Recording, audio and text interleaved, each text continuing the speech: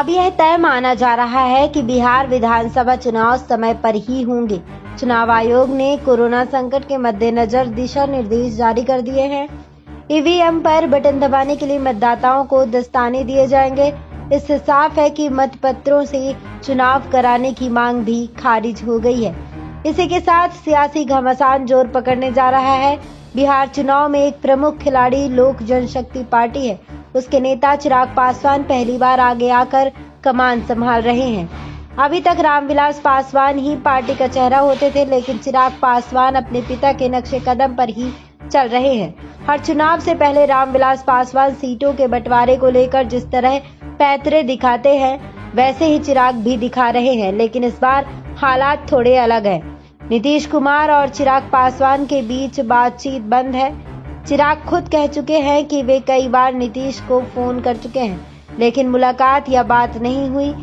बता दें कि सूत्रों के अनुसार रामविलास पासवान के जन्मदिन पर नीतीश कुमार ने बधाई बहुत देर से दी, और वो भी ट्वीट के जरिए। पासवान की राज्यसभा सीट के समय भी नीतीश ने कहा कि इस बारे में बीजेपी से बात हुई होगी। जब से पशुपति पारस सांसद बने, बिहार की जेडीयू बीजेपी सरकार में एलजेपी का कोई मंत्री भी नहीं है। चिराग की पिछले दिनों पटना यात्रा के दौरान खबर उड़ी कि वे सरकार से समर्थन वापस लेने जा रहे हैं। हालांकि बाद में उन्होंने इसका खंडन किया। इस यात्रा से पहले बीजेपी अध्यक्ष जेपी नड्डा ने चिराग पासवान को फोन किया था। इस बीच जीतन राम मांझी ने महागठबंधन छोड़ दिया है। वे जल्द ही एनडीए में शामिल हो सकते हैं। ऐसे में चिराग पासवान पर भी दबाव है। नीतीश कह चुके हैं कि गठबंधन बीजेपी और एलजेपी का है, जेडीयू एलजेपी का नहीं। ऐसे में बीजेपी के बीच बचाव पर काफी हद तक एनडीए की एकता का दारोमदार है। इस साल की शुरुआत से ही चिराग पासवान ने बिहारी फर्स्ट का नारा दे दिया। घोषणा पत्र के लिए समितियां बना दी। यह उनके तेवर दिखाने के लिए एक बड़ा इशारा है। अब बात करते हैं असली मुद्दे की। यह है सीटों का बंटवारा। बीजेपी और जेडीयू के बीच लोकसभा चुनाव में 17-17 का फॉर्मूला चला। बाकी 6 सीटें एलजेपी को दे दी गई। विधानसभा चुनाव में बीजेपी चाहेगी कि बराबरी का बंटवारा हो, जबकि जेडीयू बड़े भाई का खिताब अपने पास रखने के लिए बीजेपी से 4-5 सीटें ज्यादा लड़ना चाहेगी। उधर मांझी और पासवान दोनों को सीटें देनी होंगी। बीजेपी सूत्रों ने कहा है कि वे चाहते हैं कि बराबरी का बंटवारा हो और पासवान और मांझी को दोनों पार्टियां अपने अपने हिस्से से सीटें दे दें।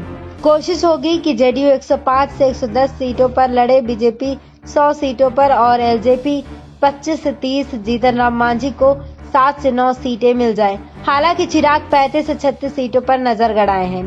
बीजेपी और जेडीयू के बीच भी सीटों के बंटवारे को लेकर तयशुदा फॉर्मूला रहा है। साल 2005 और साल 2010 में बीजेपी ने दोनों ही बार 102 सीटों पर चुनाव लड़ा और 55 और 91 सीटें जीती, जबकि जेडीयू ने क्रमशः 139 और 141 सीटें लड़ी और 88 और 115 सीटें जीती।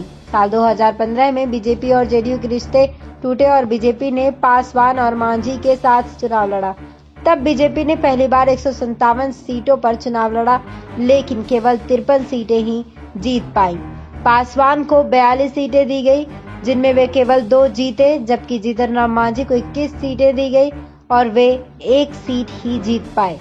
उपेंद्र कुशवाहा को 23 सीटें दी गई, जिनमें उन्हें केवल 2 सीटों पर जीत हासिल हुई। राजधानी पटना में ये खबरें भी तैर रही हैं कि चिराग पासवान से कांग्रेस ने संपर्क साधा था। प्रशांत किशोर से भी उनकी मुलाकातों की बातें होती है, पर अमूमन चुनाव के समय सीटों के बंटवारे के वक्त इस तरह की बातें होती है।